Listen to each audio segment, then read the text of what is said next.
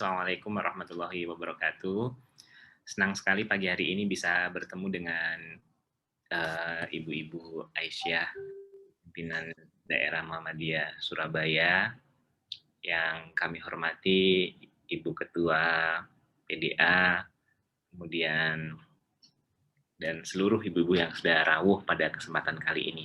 Baik, langsung saja pada pagi hari ini saya akan menyampaikan tentang uh, menikmati puasa Ramadan dan kita sehat karenanya.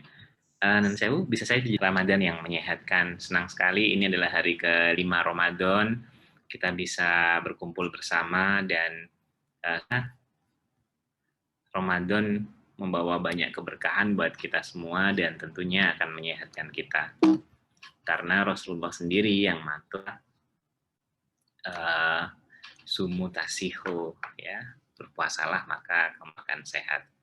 Nah, obrolan kita hari ini tentang 5 hal insya Allah. Yang pertama tentang kesehatan kita, tentang kesehatan yang sehari-hari kita jalani ini. Kemudian yang kedua, kita tahu bahwa tubuh kita ini dipengaruhi oleh tidak hanya faktor biologi, makanan saja, tapi juga sosial, psikologi itu mempengaruhi siapa diri kita saat ini. Kemudian yang ketiga, kita akan ngomong tentang makanan, perilaku, dan perasaan. Dan 4 dan 5 kita akan bicara tentang bagaimana puasa yang menyehatkan secara fisik maupun secara jiwa. Nah, kesehatan kita. Jadi ada sebuah ironi sebenarnya, ya, karena semakin kesini ternyata masalah kesehatan kita ini udah mulai bergeser. Kalau dulu itu justru kayak kelaparan, terus kemudian penyakit-penyakit infeksi. Kalau sekarang itu justru penyakit-penyakit degeneratif dan rata-rata itu terkait dengan gaya hidup kita, ya. Mulai dari obesitas, kemudian penyakit-penyakit kayak hipertensi, diabetes, itu sangat terkait dengan gaya hidup kita. Nah, ini terjadi namanya transisi epidemiologi.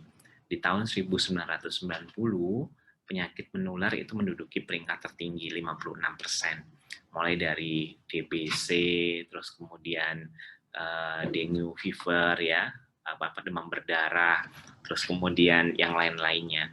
Penyakit tidak menularnya hanya 37%. Kemudian cedera, kecelakaan, dan sebagainya hanya 7%. Nah, terus kemudian di tahun 2000 ini mulai bergeser, tidak menularnya yang meningkat. Dan di tahun 2015 kita bisa melihat 57% penyakit terbanyak itu adalah penyakit yang disebabkan oleh gaya hidup. Baik itu karena pola makan, karena aktivitas kurang, dan karena merokok dan sebagainya. Dan kita tahu penyakit-penyakit karena stres, ya, itu juga memicu begitu banyak penyakit fisik lainnya. Bahkan ini adalah daftar, kita bisa melihat penyakit-penyakit yang kita sebutnya sebagai disability adjusted life years. Jadi penyakit-penyakit yang menyebabkan terjadinya disabilitas. Biasanya kondisi ini terjadi karena burden, ya, karena penyakit-penyakit itu menimbulkan beban pada seseorang atau keluarga yang merawat. Kita bisa melihat di tahun 90-an yang paling tinggi ISPA, tuberkulosis, ya, kemudian diare, ini adalah penyakit-penyakit menular.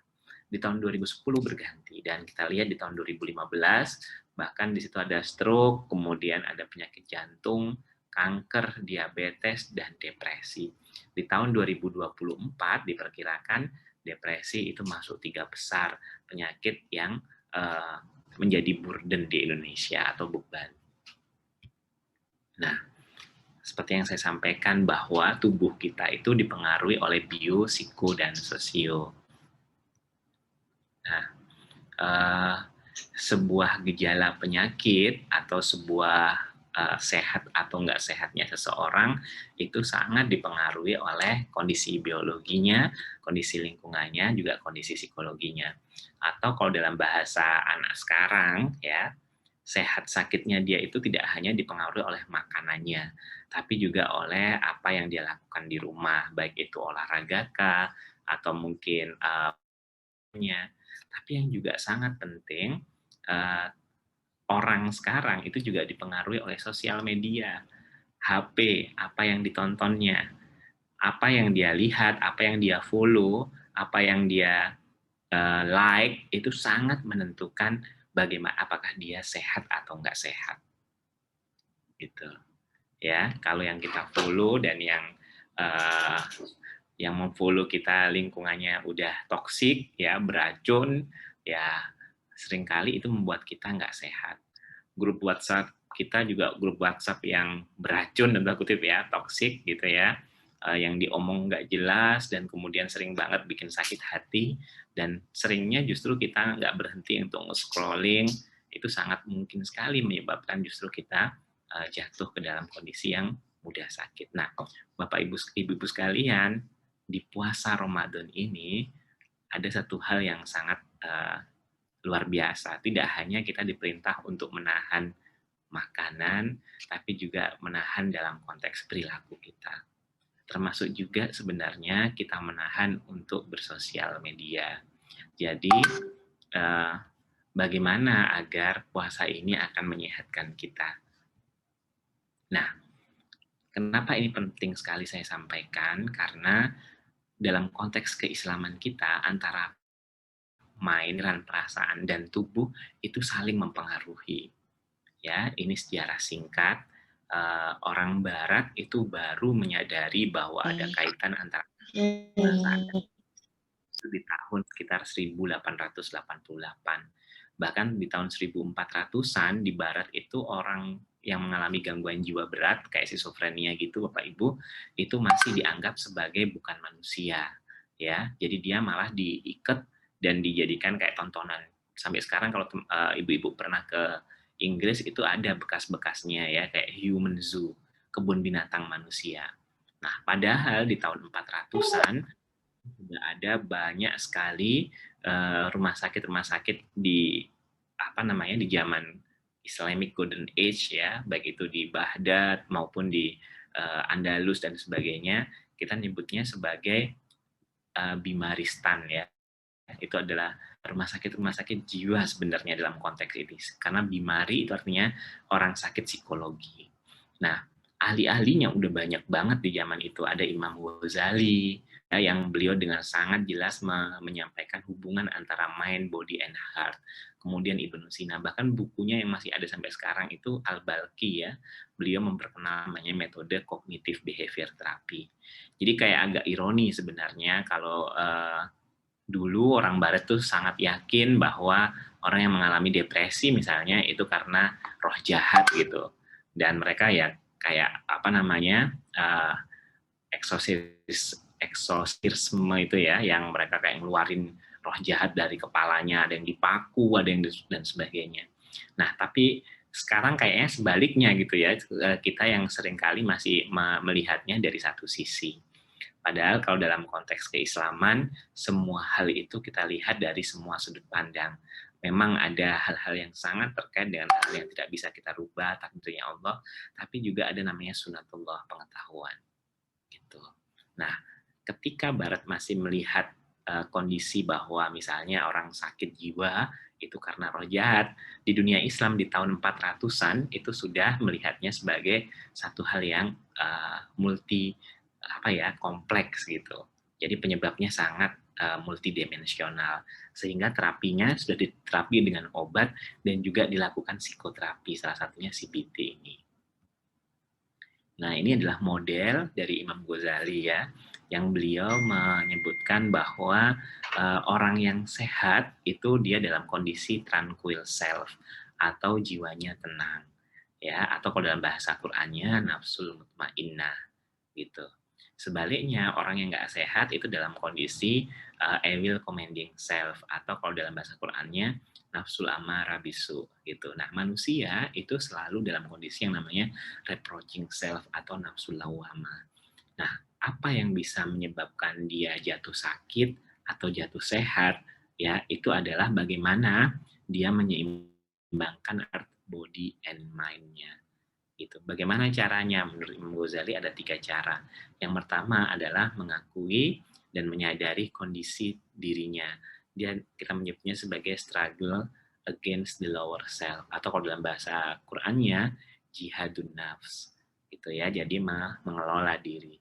Kemudian cara kedua adalah refinement of character, atau kalau dalam bahasa Qur'annya tahdibul akhlak, dan puncaknya seseorang itu dalam kondisi yang selalu sehat ketika dia bisa tazkiyatun nafs, atau kalau bahasa Inggrisnya purification of self through spiritual and physical.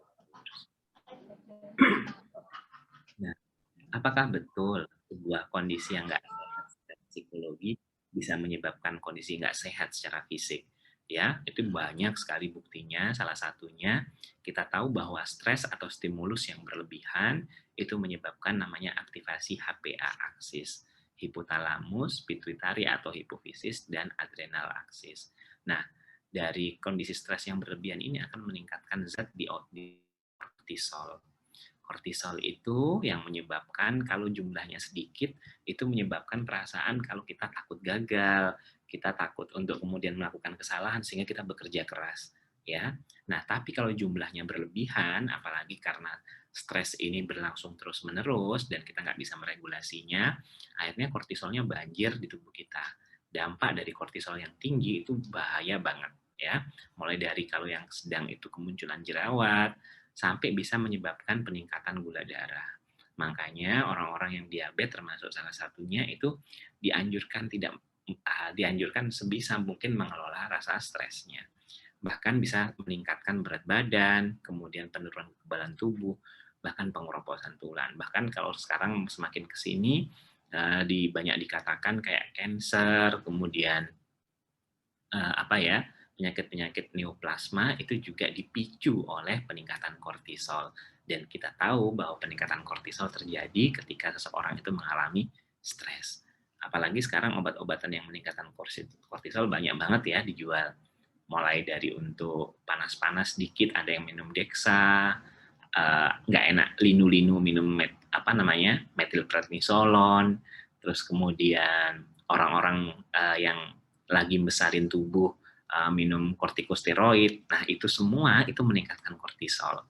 Nah, kortisol yang tinggi selain dia bisa bikin depres, bikin kita sedih banget, ya bahkan sampai jatuh ke emosi yang sangat rendah, itu juga bisa membuat penyakit-penyakit fisik lainnya. Nah, bagaimana puasa yang menyehatkan? Yang pertama adalah pastikan kita puasa ini dengan penuh perhatian. Puasa kita ini kita lakukan dengan kesadaran. Puasa ini adalah cara kita untuk mengelola respon terhadap semua stimulus yang kita hadapi. Ya, pada umumnya ketika kita menghadapi sebuah stimulus ya atau stres, itu kita biasanya langsung merespon dengan otomatis.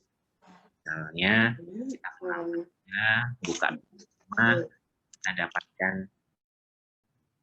rumah berantakan, ada stimulus, biasanya kita langsung iki opo sih kok kotor kabeh gitu ya.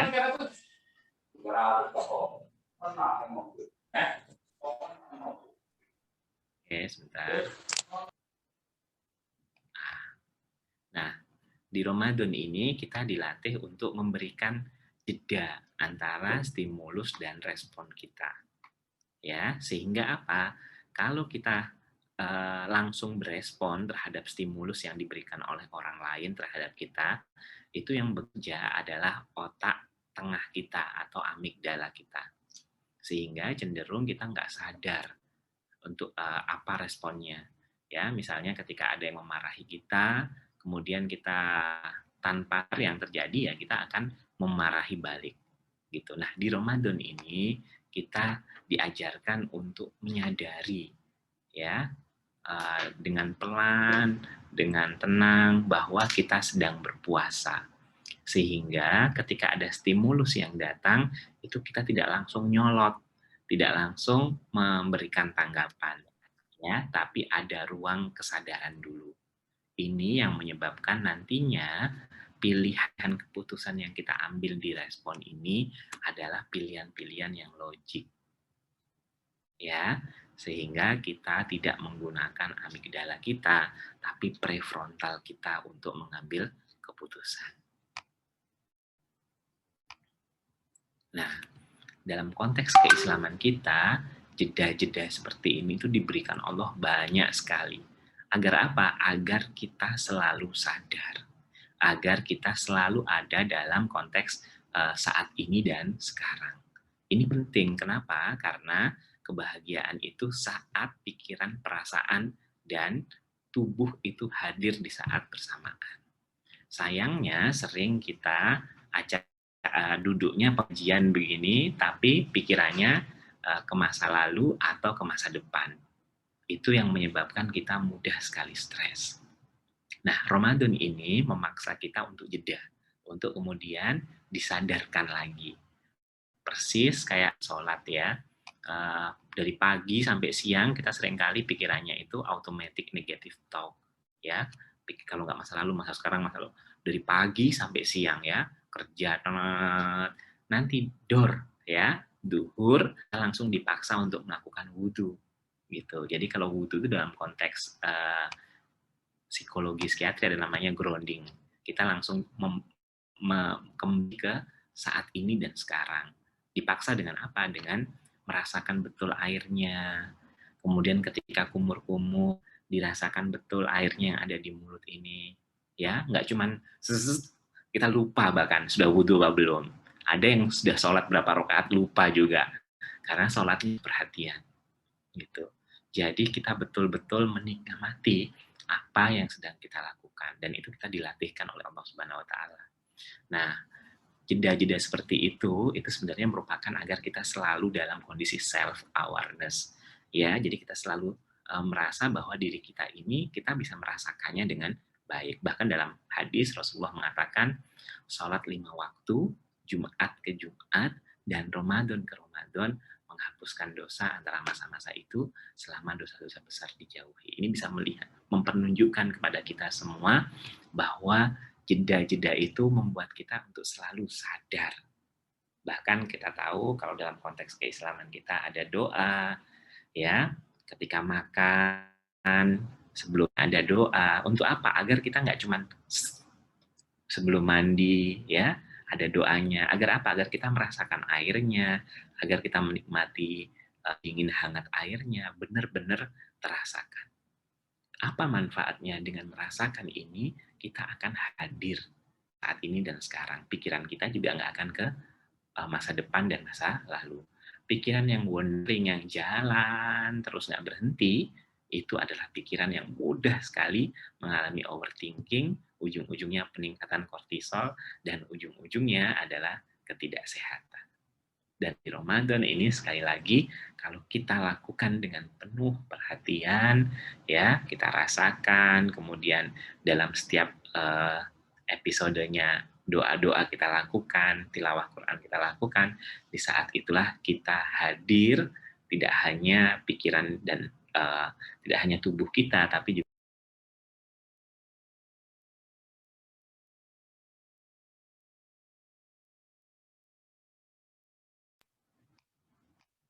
oke.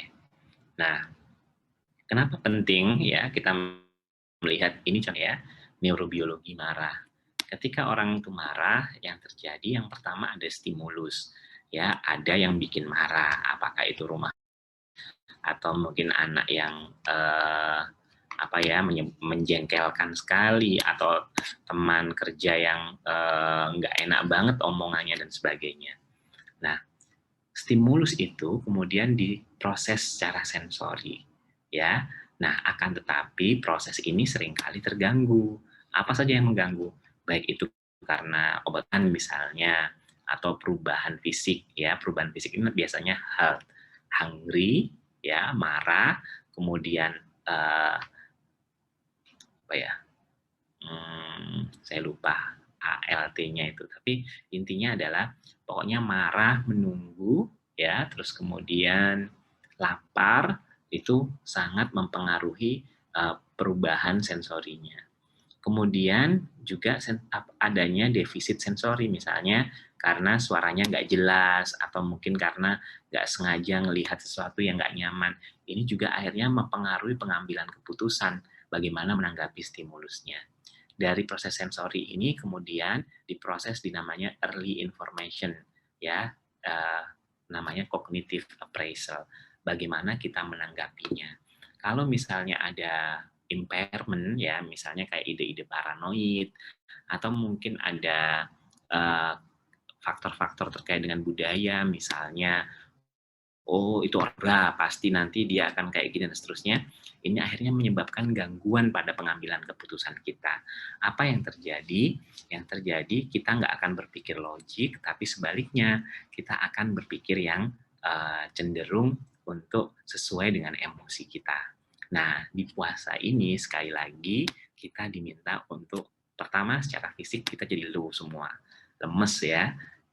Artinya kalau kita mau paranoid itu juga energinya nggak setinggi kalau kita makan gula gitu. Jadi di Ramadan ini kita diajak untuk kemudian dalam prosesnya ini kita tidak mengalami namanya distorsi-distorsi ini.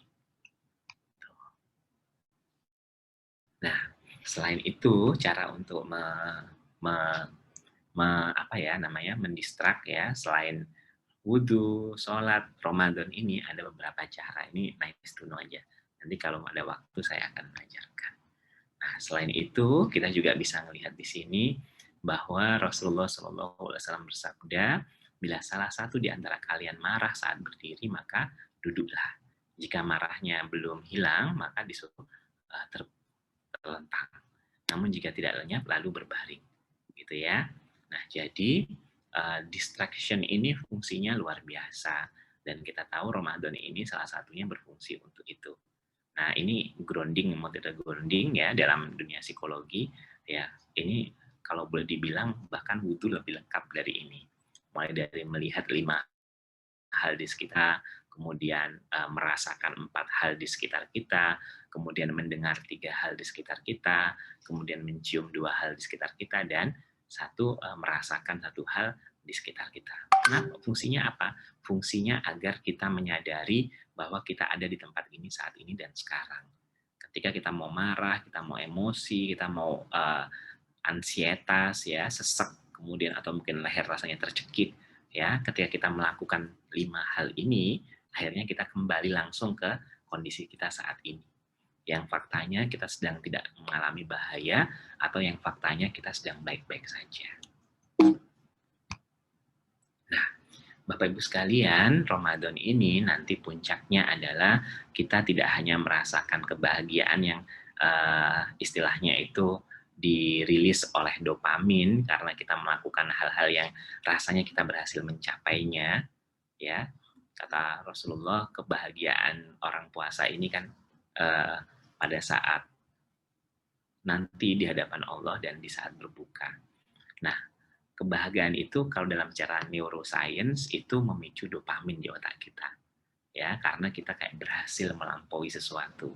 Nah, tidak hanya itu, karena itu kita lakukan berulang, ini juga memicu yang namanya serotonin. Serotonin itu dia akan rilis ketika kita melakukan hal-hal yang melampaui ego kita. Misalnya kayak kita berbagi, kemudian kita melakukan hal-hal yang sebelumnya kita pikir kita nggak bisa melakukannya, itu menyebabkan rasa contentment, rasa berisi dalam diri kita. Kemudian Ramadan ini juga akhirnya menyebabkan oksitosin kita rilis. Oksitosin itu rilis ketika kita merasa bahwa diri kita ini dicintai dan kita bisa mencintai baik itu orang lain, orang-orang yang selama ini kita pikir tidak ada kaitannya dengan kita. 3 hal ini puncaknya adalah self awareness ketika kita melakukan iktikaf, ketika kita bisa sendirian dengan diri kita sendiri dan Allah Subhanahu wa taala. Ini sekilas. Yang kedua, agar puasa kita menyehatkan, pastikan kita putus dengan sosial media. Ya, ini penting banget. Kalau nggak bisa putus sama sekali, ya batasi. Ya, dan kembali dengan keluarga. Kenapa? Karena keluarga itu titik di mana ada begitu banyak hal yang justru membuat kita sehat. Yang pertama, dalam konteks kesehatan jiwa, keluarga itu adalah tempat di mana kita semua berkomitmen, kita nggak akan saling bully, kita nggak akan toksik, dan sebagainya. Orang tua jangan memberi ekspektasi berlebihan, dan atau mungkin meng-comparing dengan yang lainnya, maka pastikan orang tua dan anak-anak tidak saling menjadi toksik satu sama lain. Yang kedua, di keluarga kita sedang membangun sesuatu, membangun budaya, membangun kebaikan, membangun bangsa ini bahkan dari keluarga. Yang ketiga, kita juga menyadari di keluarga kita punya tanggung jawab. Ingat bahwa tanggung jawab itu adalah punya masing-masing. Ya, meskipun kita ada ayah, ada ibu, tapi tanggung jawabnya masing-masing. Tugas satu sama lainnya adalah menguatkan, bukan menggantikan, karena tidak ada yang bisa menggantikan tanggung jawabnya.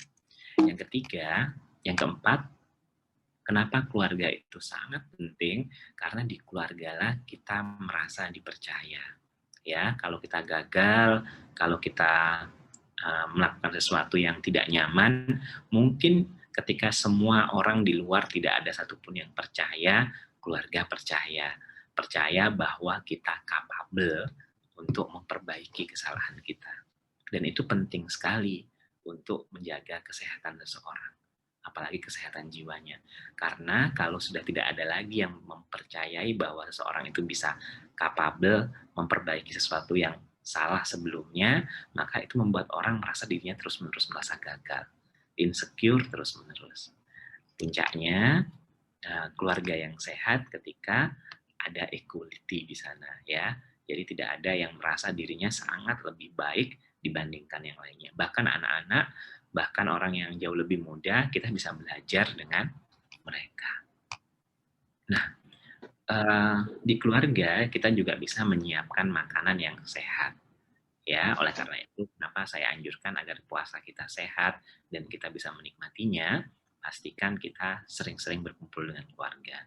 Karena apalagi ini pandemi, sebisa mungkin kita menjauhi yang seremonial tapi lebih ke yang esensial. Di keluarga kita bisa menyiapkan makanan, dan makanan ini juga sangat terkait dengan kesehatan jiwa kita.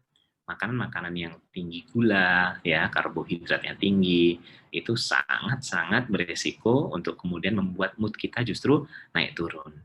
Nah, ini ada namanya good brain axis, atau hubungan antara usus dan otak. Kenapa? Karena 90% serotonin atau zat yang bikin kita contentment tadi, bahagia tadi, itu diproduksinya bukan di otak, tapi diproduksinya di usus. Gitu. Sehingga pilihan makanan yang sehat itu sangat menentukan dia stres atau enggak. Nah, ini makanan-makanan yang tinggi triptofan, ya, mulai dari biji-bijian, kemudian kacang-kacangan, kemudian daging, ikan-ikanan laut, kemudian telur, apokat, ya, itu sangat berguna untuk pembentukan namanya triptofan. Triptofan ini nanti kalau itu adalah modalnya untuk jadi serotonin tadi. Nah, kemudian di Ramadan ini saya sangat menyarankan agar puasa kita ini sehat adalah kita belajar kembali mendengarkan. Ya, jadi yang kemarin-kemarin sebelumnya isinya ceramah ke anak-anak, ke suami, ke pasangan dan sebagainya, di Ramadan ini, Bunda, Mama, Umi bulan ini akan mendengarkan semuanya omongan anak-anak. Itu akan lebih menyehatkan kita. Nah, ketika kita mendengarkan, sangat saya sarankan kita memiliki keterampilan namanya parafrase. Bagaimana keterampilan itu? Keterampilan itu adalah bagaimana ketika kita menanggapi sebuah stimulus, tidak buru-buru kita tanggapi, tapi kita lakukan namanya mirroring atau parafrase ini. Caranya gimana? Caranya ini kita lakukan agar kita tidak terlalu mudah menjustifikasi, menghakimi, sekaligus agar anak-anak belajar mengenali emosinya. Contohnya begini ya, Ma, kesel banget rasanya setiap kali aku disalahkan. Padahal aku sudah nurut dan tidak berpartisipasi di kelas. Tapi setiap ada yang ribut, ibu guru pasti bilang itu aku. Dipikir aja kabeh orang lain yang pikir orang lain, kamu ketinggalan. Oke. Setiap kali aku disalahkan, padahal aku sudah nurut dan tidak berisik lagi di kelas. Tapi setiap ada yang ribut, ibu guru pasti bilang itu aku. Nah, ini kadang kalau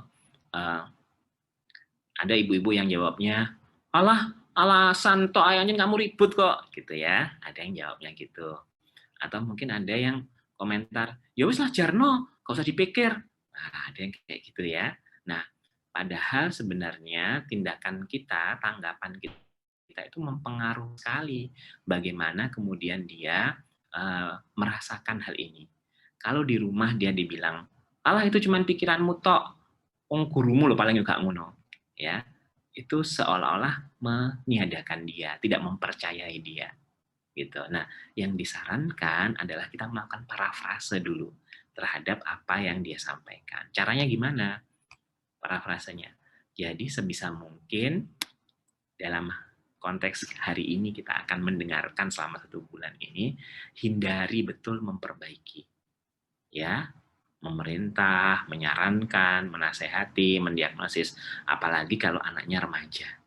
Ya, yang ada mereka malah sok tahu gitu ya, jedar gitu. Mama nggak tahu aja kok, kayak gitu ya. Atau mengevaluasi, menghakimi, mengancam, atau terlalu memuji, atau mengalihkan, terus gak usah dipikir, kerjaan sing dia. Itu juga bahaya. Ya, seolah-olah apa yang disampaikan ini nggak terlalu penting. Atau menginterupsi, ya, komentar merendahkan, memburu-buru pembicaraan, atau alah mama yo sibuk iki sian cek masak dan sebagainya. Gitu ya. Citau nang yang lain kita kaget nanti pas datang ke klinik kedokteran jiwa, ya Allah dok, nggak mau ngomong sama sekali dok, padahal sudah saya dulu ngomong dimarahi ya, sekarang nggak mau ngomong sudah terlanjur gitu ya. Nah, bagaimana parafrase yang baik? Ini contohnya ya. Rasanya kesal setiap kali aku yang disalahkan. Padahal aku sudah nurut dan tidak berisik lagi. Tapi setiap ada yang ribut, ibu guru pasti bilang itu aku. Ya, bagaimana tanggapan kita? Jadi kamu kesal ya, karena kamu merasa selalu disalahkan. Atau jadi kamu kesal ya, karena kamu merasa tidak adil. Kenapa ini penting untuk kita katakan? Agar dia dan kita itu satu soft. Di luar sana, Bu, itu banyak yang nggak percaya dengan apa yang dia alami. Ya, di luar sana semuanya adalah berbeda soft. Jadi, agar dia merasa bahwa kita satu soft dengan dia, pastikan kita memvalidasi perasaannya tadi itu. Jadi kamu kesal ya, karena kamu merasa tidak adil. Iya, Ma. Mama kok tahu sih perasaanku, Ma? Padahal dia yang ngomong sendiri sebenarnya. Gitu. Di mana-mana kalau orang ngomong gini pasti diberanggel sama orang yang di sebelahnya. Wis ta, cuk usah dipikir, atau wis ta, seolah-olah pikiran dan perasaannya itu sesuatu yang tidak ada. Itu membuat orang lain semakin merasa dirinya terpuruk. Itu ya, parafrase dan mendengarkan. Nah, ini latihan kapan-kapan kita bahas. Nah, kemudian yang terakhir adalah di Ramadan ini sebisa mungkin kita membasuh luka-luka pengasuhan. Dalam pengasuhan, anak-anak itu merasakan 5 hal ini. Mulai dari penolakan, ya, kita yang sering reject dia, akhirnya dia cenderung untuk tidak mau tampil, ya, karena merasa dirinya selalu salah. Atau ada yang suka mengabaikan, ya, akhirnya anak-anak cenderung untuk kemudian dia mencari perhatian itu di luar. Dia ingin banget dapat like, dapat perhatian dari pacarnya, perhatian dari siapapun, sehingga akhirnya dia kayak dependen pada orang lain. Atau luka pengasuhan terkait dengan penghinaan. Sering banget dihina, ya, sampai akhirnya dia mengalami namanya impostor syndrome. Jadi dia merasa insecure terus, merasa dirinya itu rendah terus-menerus. Atau kemudian luka pengasuhan terkait dengan pengkhianatan. Jadi anak-anak yang pernah merasa dirinya dikhianati atau melihat orang lain itu mengkhianati, kadang-kadang dimasukkan ke dalam dirinya. Sehingga dia jadi orang yang sangat controller, mudah maunya ngontrol tapi kontrol. Atau luka pengasuhan terkait dengan ketidakadilan. Biasanya anak-anak pertama merasa bahwa dirinya sering disuruh ngalah, sering disuruh ini ya, dia merasa dirinya selalu mendapat ketidakadilan. Di Ramadan ini waktu yang sangat tepat untuk kita membasuh luka itu karena kita sudah belajar untuk mendengarkannya. Nah, yang terakhir, yang sangat penting dan kita tahu Ramadan ini adalah sahru taubat, tempatnya bertaubat, ya tempatnya kita meminta maaf dan maafkan. Jadi sebisa mungkin di Ramadan ini kita banyak-banyak minta maaf, ya. Kenapa? Ya karena ada banyak hilaf kesalahan yang kita lakukan, terutama anak-anak maupun ke pasangan.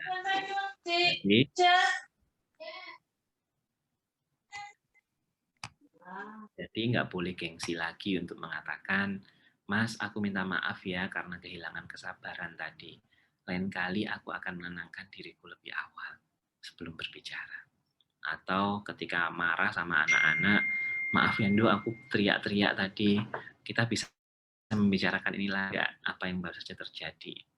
Atau maafkan Umi ya nak, Umi seharusnya tidak mengatakan itu meskipun Umi marah. Ya, Umi seharusnya pergi dulu sebentar menenangkan diri sebelum kita bicara lagi. Penting sekali. Kenapa? Selain agar kita sendiri itu juga ngerasa adem, resolusinya rilis. Suara luar gak masuk. Suara dari Ya, resolusinya terilis, tapi juga anak-anak juga belajar untuk meminta maaf. Kenapa sih kadang susah sekali memaafkan? Ada 5 hal. Karena satu, bahasa, kata-kata itu seringkali membuat kita ingat lebih lama. Jadi nggak usah disimpan kata-katanya. Ya, kata-kata itu biasanya akan masuk ke hipokampus. Yang itu akhirnya jadinya akan ngerembet kemana-mana. Sesuatu yang sebenarnya tidak membuat kita marah, tapi karena kata-katanya itu menyakitkan dan kita simpan terus di hipokampus, akhirnya sedikit saja membuat kita sensitif. Yang kedua, mengapa kita susah memaafkan terkait dengan pengalaman masa lalu. Mungkin dulu kita juga susah dimaafkan oleh orang tua kita misalnya. Salah sedikit diingat-ingat terus, akhirnya kita juga ikut-ikutan kayak gitu. Atau yang ketiga, kita takut memaafkan karena kita takut disakiti lagi. Ya, padahal kalau kita nggak memaafkan, siapa yang akan sakit seterusnya? Kita sendiri. Karena memaafkan itu melepaskan, merelakan, melupakan. Kalau kita nggak memaafkan, maka sejatinya kita terus-menerus hidup dalam kesakitan. Yang keempat, kita seringkali nggak memaafkan karena kita percaya bahwa tidak memaafkan sama dengan menghukumnya. Siapa yang terhukum sebenarnya? Kita sendiri. Kalau kita nggak mau. Dan yang terakhir, kita nggak mau memaafkan seringkali karena kita lupa betapa kita sudah telah dimaafkan berulang-ulang. Ya, memaafkan itu membuat kita sehat. Karena dengan memaafkan akhirnya kita menghentikan ya tadi itu kortisol di dalam otak kita. Kenapa? Apa hubungannya, Dok? Karena ketika kita tidak memaafkan, hipokampus kita itu aktif terus. Kita akan terus-menerus mengingat kesalahan-kesalahannya sehingga reaksi tubuh kita merasa terancam terus-menerus. Merasa terancam ini menyebabkan akhirnya kortisol sangat tinggi. Gejala awalnya depresi, lama-lama bisa jadi fisik, mulai dari diabetes, hipertensi, sampai ke stroke maupun sakit jantung. Jadi ingat bahwa kita sudah terlalu sering dimaafkan. Jadi kenapa kita tidak maafkan? Terakhir, ya, memaafkan dan Ramadan ini itu tempat di mana diminta Allah untuk sering-sering berkatarsis, sering-sering berdoa, sering-sering ngerilis emosi, sering-sering cerita, sering-sering mengeluarkan apa yang terpendam.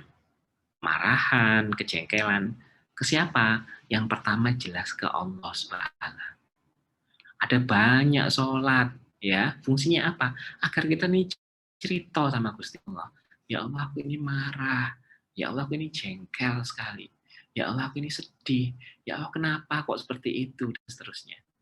Ya, kenapa? Agar ini emosi-emosi keluar semua. Karena kalau emosi nggak keluar, yang terjadi dia akan ini terpendam. Kalau terpendam, dia akan suatu saat nanti akan eskalasi, meningkat.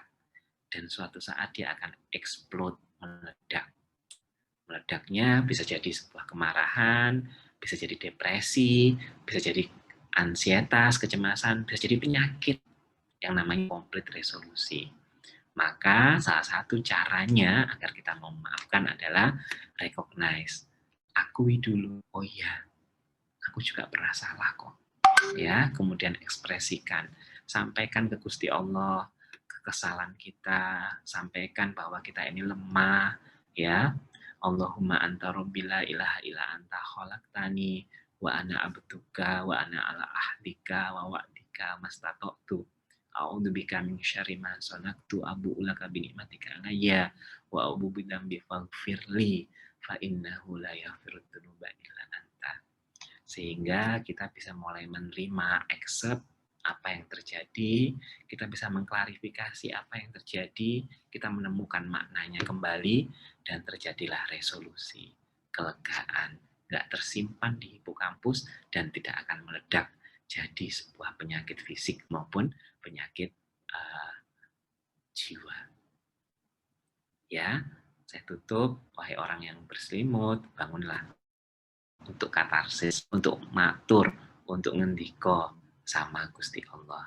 Sehingga Ramadan ini pasti nanti di bagian ujungnya adalah kita lahir kembali menjadi orang-orang yang sehat, baik itu secara spiritual, takwa, dan sehat secara fisik. Demikian pengantar diskusinya. Mau bertanya, monggo. Saya kembalikan ke moderator. Terima kasih.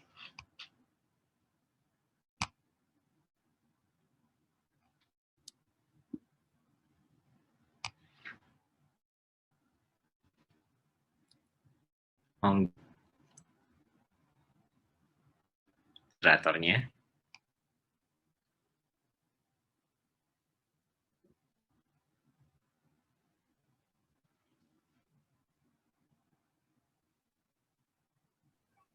Suaranya dinyalakan, Bunda. Bebas, ta?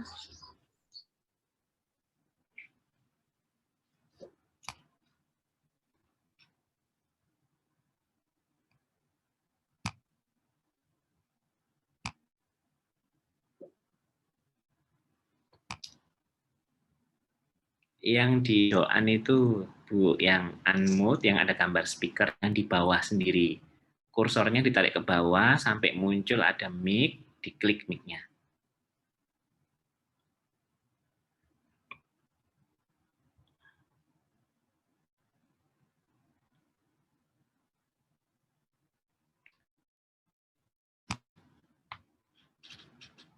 Oh ya sudah, langsung saja kalau ada yang mau tanya, monggo.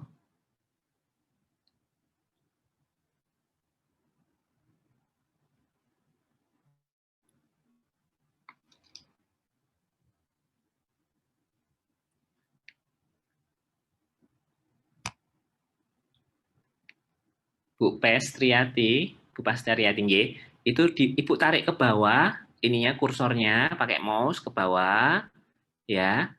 Itu kan ada gambar mic, gambar video, kemudian partisipan, ada.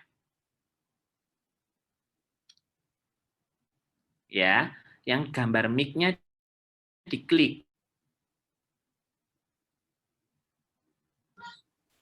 Dokter, ada beberapa pertanyaan di chat itu, Dok. Mungkin bisa. Oh iya, bisa. ya, di chat ya. Oke, Iya, baik. Baik. Oke.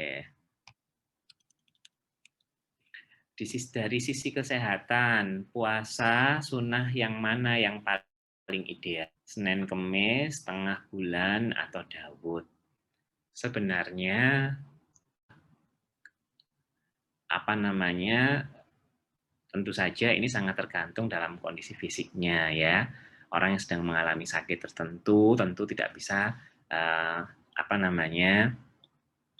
dikebiah uyah lah istilahnya ya, puasa ini yang paling baik. Tapi intinya puasa tentu saja itu sangat, selain secara fisik dia memberikan jeda pada organ tubuh kita, secara spiritual dan secara jiwa itu juga memberi jeda terhadap otak kita.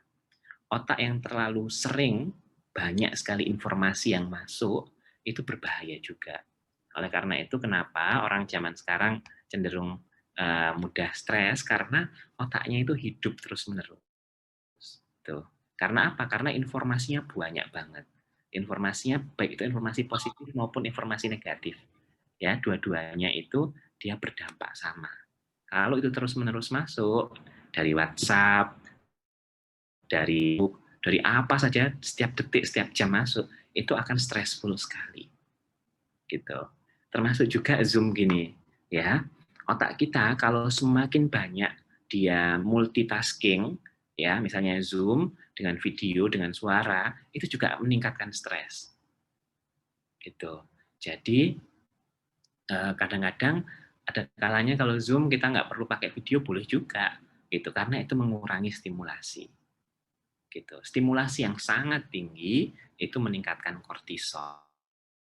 Kan kita justru semakin mudah stres dan ujung-ujungnya ya sakit fisik terjadi. Jadi bagaimana, Dok?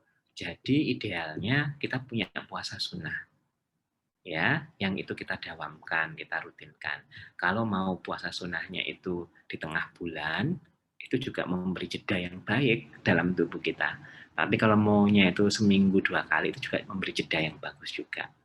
Pun begitu, ketika kita bisa memberi antara waktu-waktu yang paling penting, jangan puasa sambil stres. Ya, rasanya kalau nggak puasa ini kayak gitu ya.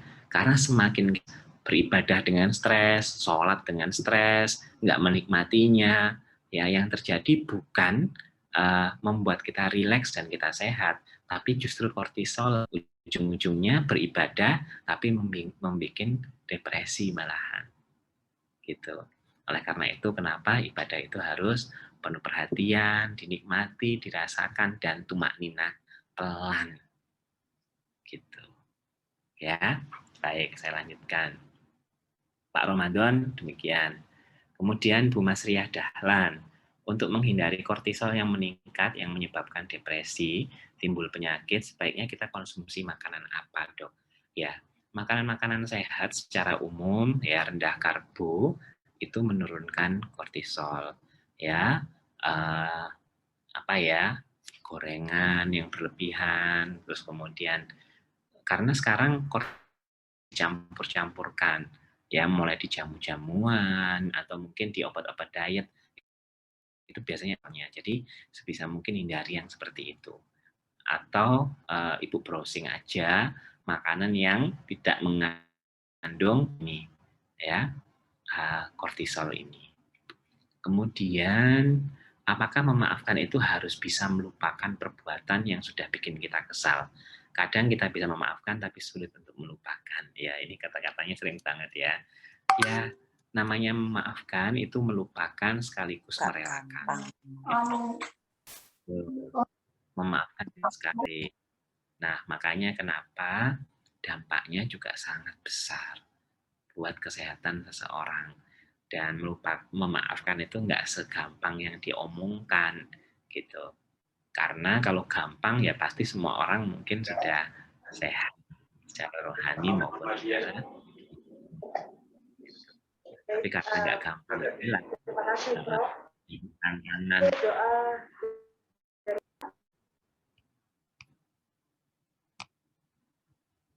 Oke. Nah, bagaimana cara kita memaafkan masa lalu agar tidak berimbas sekarang? Jadi Bapak Ibu sekalian yang mau saya garis bawahi, masa lalu itu memang mempengaruhi kita hari ini. Memang, ya. Tapi ada kata-kata dari Viktor Frankl ini bagus sekali ya. Beliau mengatakan, man is not suffering, man is not destroyed by suffering. Manusia itu nggak hancur karena traumanya. karena peristiwa-peristiwa masa lalu yang menyakitinya. Tapi manusia itu destroy by suffering without meaning. Mereka hancur karena traumanya yang gagal benahi. Jadi Bapak Ibu sekalian, salah satu cara agar kita mudah memaafkan masa lalu adalah dengan memaknainya. Karena bisa jadi yang tidak kita maafkan pada waktu itu ternyata memberikan makna yang besar terhadap perubahan diri kita yang sekarang. Demikian, apakah ada yang mau bertanya lagi? Monggo.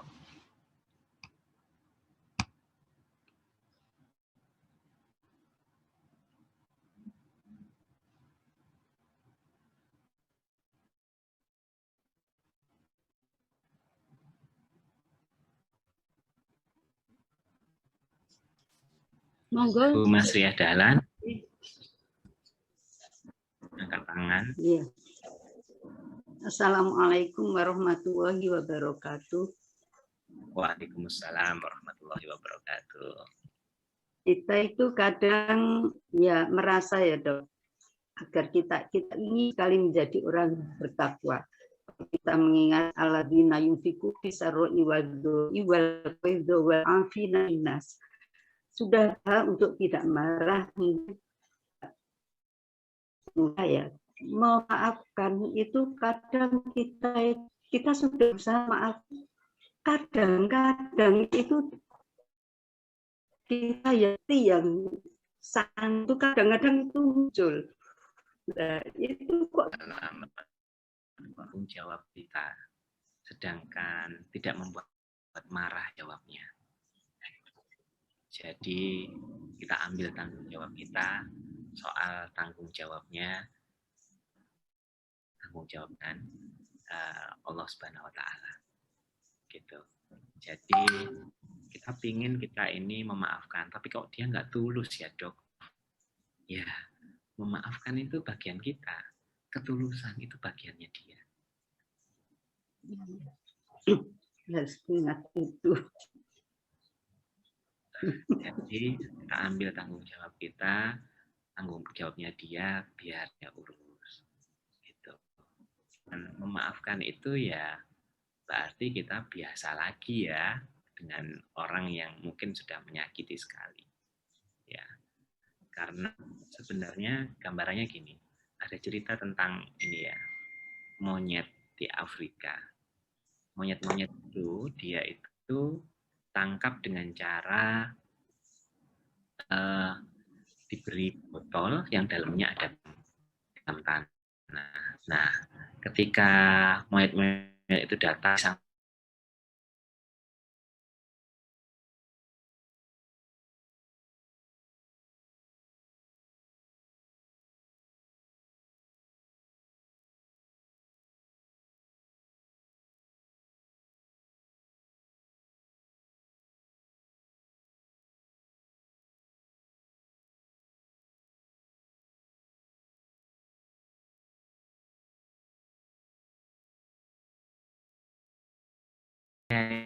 yang paling penting adalah kita bergerak, kita menjadi korban dari semua hal yang melihat itu dari atas.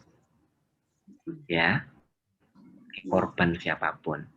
Ya, mungkin orang lain punya andil dengan apa yang terjadi dengan hari kita hari ini. Tapi jawab penyembuh, tanggung jawab kita sendiri. Semoga selalu sehat Bu Asria. Terima kasih. Amin.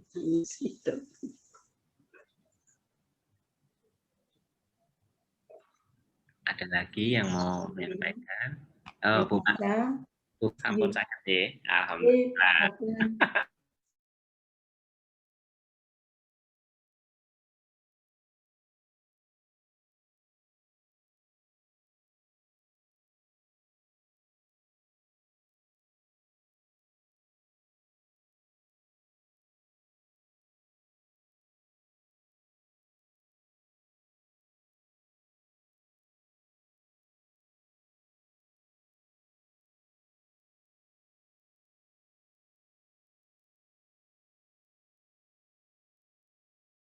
bulan penyakit-penyakit sekarang ini banyak didominasi oleh penyakit degeneratif, yaitu perubahan gaya pola makan, aktivitas, seterusnya, sehingga menyebabkan penyakit stres. Di mana stres ini, penyakit-penyakit ini bisa menimbulkan penyakit disabilitas, merupakan beban keluarga yang merawat, bisa stroke, jantung, diabetes, atau depresi. Kemudian itu juga dipengaruhi oleh biopsikososial, yaitu gejala-gejalanya ini biologis, dipengaruhi biologi, lingkungan, dan psikologi. Ini lingkungan toksik itu harus kita hindari, antara lain sakit hati dan lain sebagainya. Nah, ini juga sangat menentukan kondisi ini. Jadi peran keluarga di sini bisa memberikan pemahaman dan lain sebagainya. Itu disebut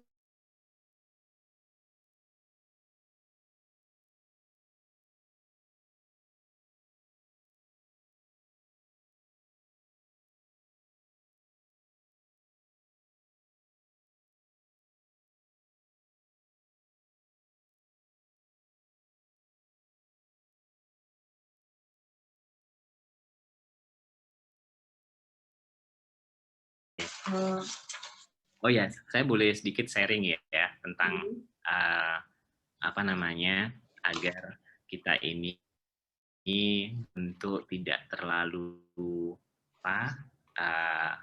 terpengaruh pada automatic negative thought yang kita miliki. Automatic negative thought itu adalah pikiran yang seringkali terus-menerus berpikir tentang masa depan, mengkhawatirkan atau menyesali yang sudah-sudah. Ya, jadi lompat dari yang sudah dan sebelum kayak gitu terus-menerus. Ini yang menyebabkan kita mudah jatuh ke ansietas maupun depresi. Caranya salah satunya adalah Ramadan ini nanti kalau buka sangat saya sarankan untuk kita makannya dengan perlahan. Ya. Satu suapnya ini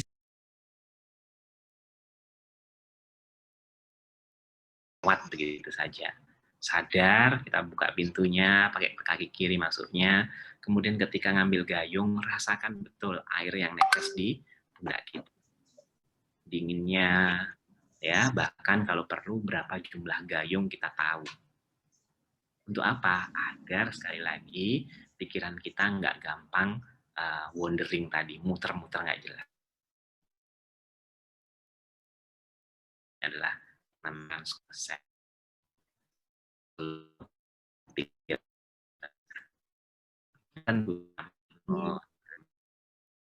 Terima kasih. Amin.